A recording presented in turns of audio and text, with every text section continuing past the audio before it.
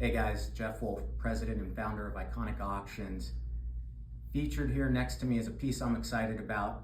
As you can probably tell by the t-shirt, this is arguably the most impressive piece of Nirvana from their In Utero era that we've ever seen or handled. Just an extraordinary piece, and most importantly, it comes with terrific provenance and a great story, which I'm going to tell you about here. This is a oversized 24 by 36 poster of an image of the band, a very famous image. If you know Nirvana, it was taken by legendary photographer Anton Corbijn in July of 1993, and then was used as the main promotional image for the release of In Utero, for the band's release. Now, this poster is very unique because the story behind it is this.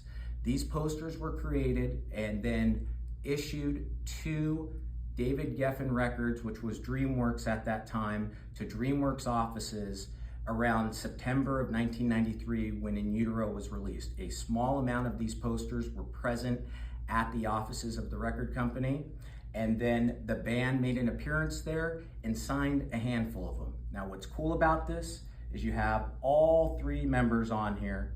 Of course, you have Kurt Cobain down here. Up top, you have David Grohl. And then over here, you have Chris Novoselic. And the neat thing about these is the signatures are unlike what you saw at the time period. At the time, the band was a superstar band. They were inaccessible, and a lot of what you see from the In Utero era, what limited amount you see, is pretty sloppy and rushed because the band was inaccessible or was rushed by people, and very rushed signatures. These signatures were done in a controlled environment, and as you'll see in the listing, we put up comparative examples to where especially Kurt's signature is pretty much the same type of signature he would give on legal documents and things of importance in controlled settings. David, of course, wrote every letter. Chris, this is a spot-on example of his 1993 style at the end of Nirvana's existence.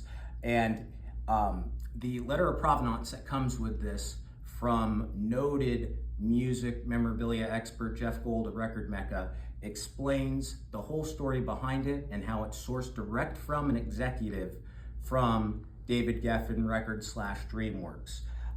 It's an extraordinary piece. As you can see standing next to me, it is the type of thing that would be a centerpiece in a collection or in a game room or in an office. And to give you a further scope and idea of the size, this is a full-size 12-inch by 12-inch record album sign. So you just see it's a beautiful, massive display.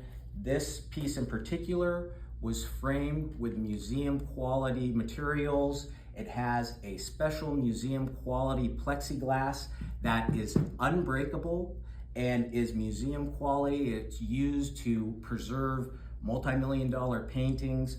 The care for this piece is remarkable. The significance of this piece is terrific. It also comes with a letter of authenticity from music memorabilia authority Roger Epperson of Real Authentication.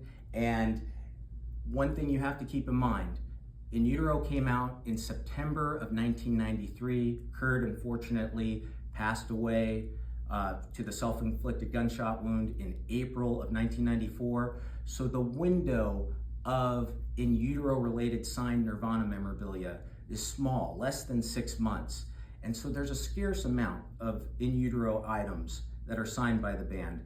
And in my opinion, in the 23 years I've been doing this, this is the finest example of an In Utero item that we've seen. Terrific provenance, authenticated, and just a great centerpiece for a music collector's collection. Make sure you check it out. It's in our summer feature auction going now, between now and July 6th at iconicauctions.com.